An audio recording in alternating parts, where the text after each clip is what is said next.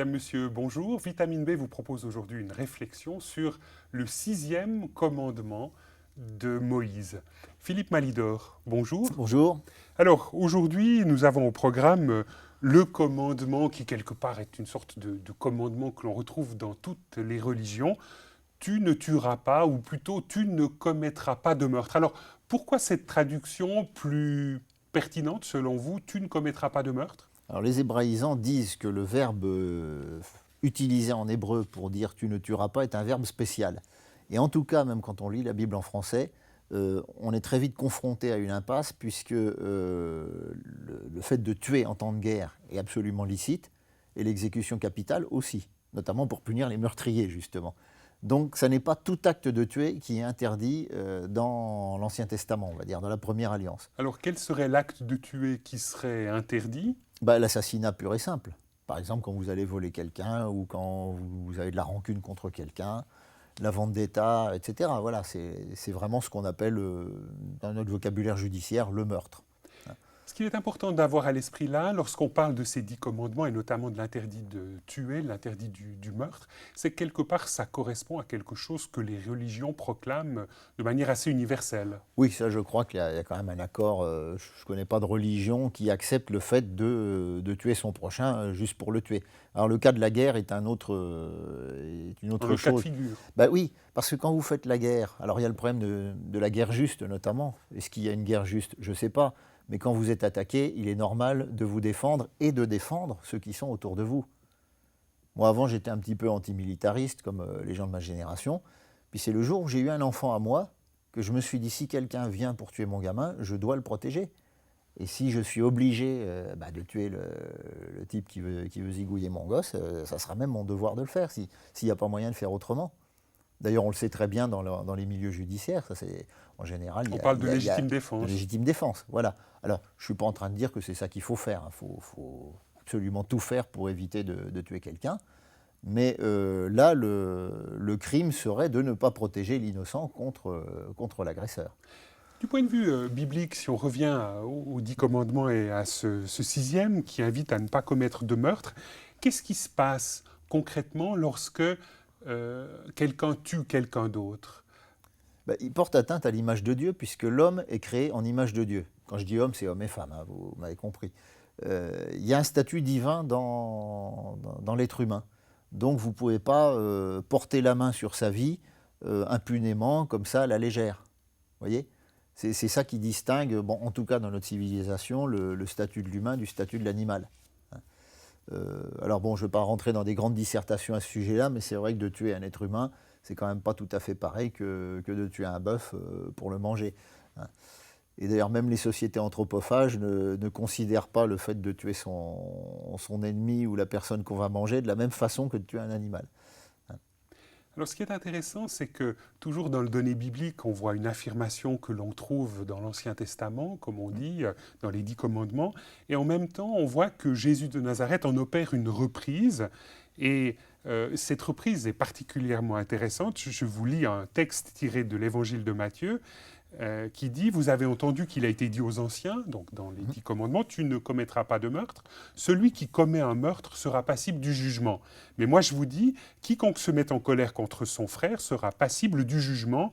Celui qui traitera son frère de raca, imbécile, sera passible du Sanhédrin. Celui qui traitera son frère de fou sera passible de la géhenne de feu. » Alors, finalement, lorsqu'on voit Jésus reprendre ce commandement et en proposer une nouvelle lecture, qu'est-ce qu'il fait? On ne se sent pas très bien. Non, parce que traiter quelqu'un d'imbécile, c'est quand même quelque chose oui. qu'on fait assez souvent. Voilà, alors raca, il y a racaille maintenant, hein, traiter quelqu'un de racaille.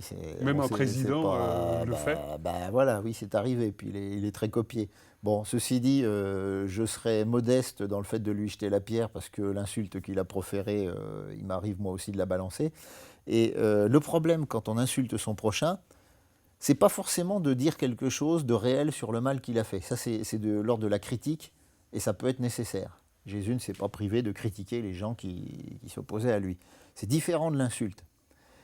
Et quand vous insultez... Ce serait quoi la spécificité de l'insulte? L'insulte, c'est que c'est plutôt de cataloguer la personne en disant « t'es un abruti, et abruti tu resteras ». Donc c'est de l'enfermer dans une C'est petite de boîte. l'enfermer. Donc c'est ça le tuer, vous comprenez? C'est-à-dire tu es coincé dans ton statut de parfait imbécile et j'ai décidé que c'était comme ça. Alors Est-ce que vous j'aimerais... avez l'impression que quand quelqu'un traite quelqu'un d'autre d'imbécile, il enferme vraiment cette personne, entre guillemets, dans son imbécilité? Oh, plus ou moins gravement. Parce que Alors, c'est souvent un petit peu léger voilà. quand même. Puis il est vrai que le terme d'imbécile était peut-être plus grave au moment où ça a été traduit dans la Bible seconde, etc. Imbécile, c'est un petit peu léger, mais c'est pas pour défendre le terme, hein. Imbécile, d'ailleurs, ça veut dire faible en vieux français. Bon, non, il y a effectivement des différents degrés de gravité, mais il y a des insultes qui vraiment bouclent les gens dans ce qu'ils sont. Mais j'aimerais citer un exemple. Il n'y a pas tellement longtemps, il y a un Khmer rouge qui est actuellement en procès, qui a été pleinement complice du régime de Pol Pot. Il a fait massacrer, je crois, 16 000 personnes, dont certaines qu'il a torturées personnellement. Et puis voilà qu'il passe en jugement. Et il se trouve que cet homme, Douch, il s'appelle, il est devenu chrétien il y a quelques années.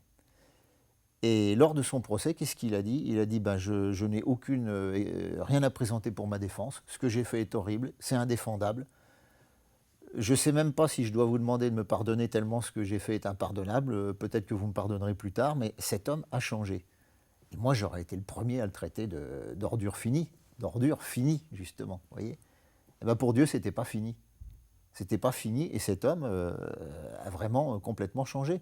Donc il accepte même le fait de faire de la prison, etc. Enfin, il trouve ça absolument normal, mais lui-même a complètement changé. Il n'est plus le criminel qu'il était.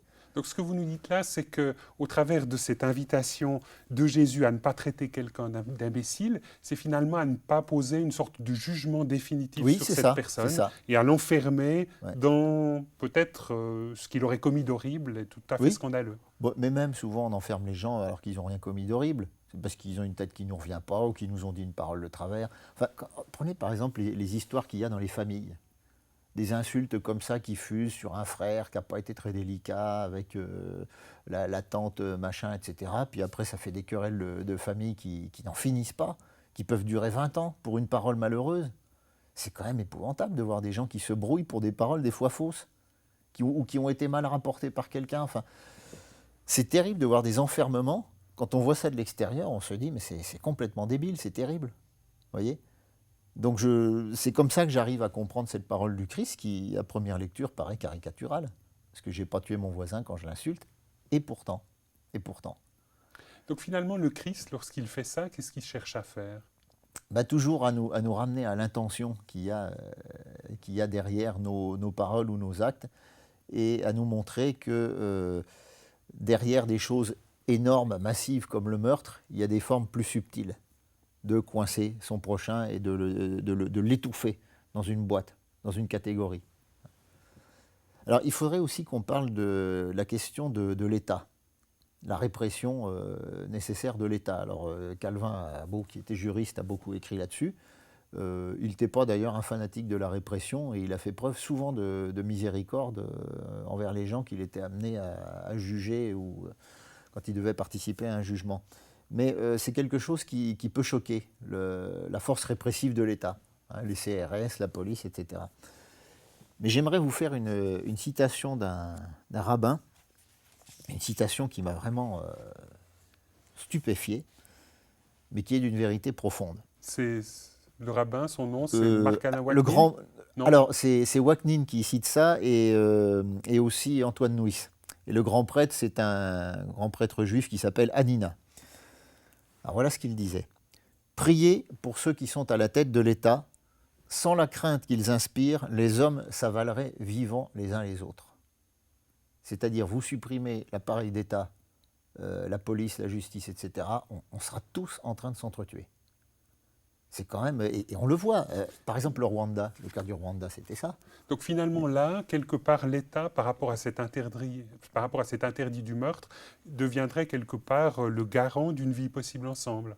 Ah ben tout à fait. Et justement, ça passe par la répression, ça passe par la prison.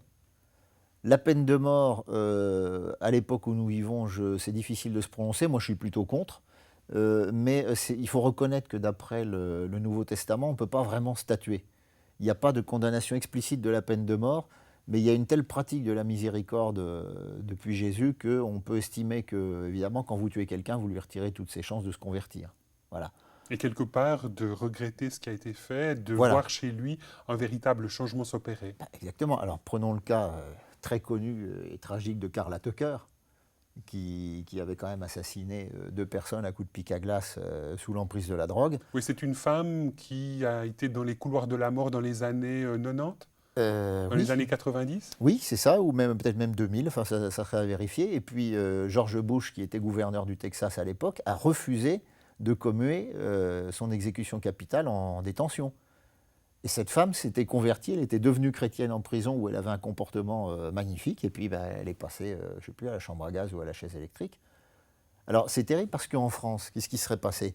Elle aurait fait maximum 20 ans de prison, elle serait ressortie, et qu'est-ce qu'elle aurait fait? Elle aurait fait ce qu'un certain Jacques Le Rouge a fait en France, c'est quelqu'un qui avait été condamné pour le meurtre d'un policier, et quand lui-même, après avoir échappé à la guillotine de peu grâce à l'élection de Mitterrand, quand il est sorti de prison, bah lui, il a aidé des gens qui sortaient de longues peines comme lui à ne plus commettre d'exactions. Il avait fondé une association et il a fini par être assassiné par quelqu'un qui l'avait aidé.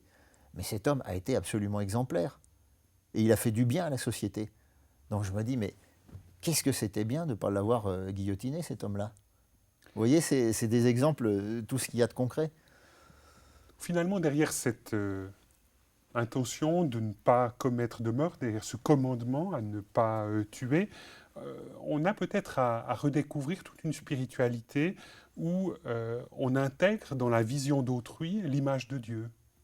Ah Et oui, oui, l'image d'un oui, oui. Dieu qui est peut-être aussi prêt à faire compassion et à permettre de changer et à accueillir la personne qui change.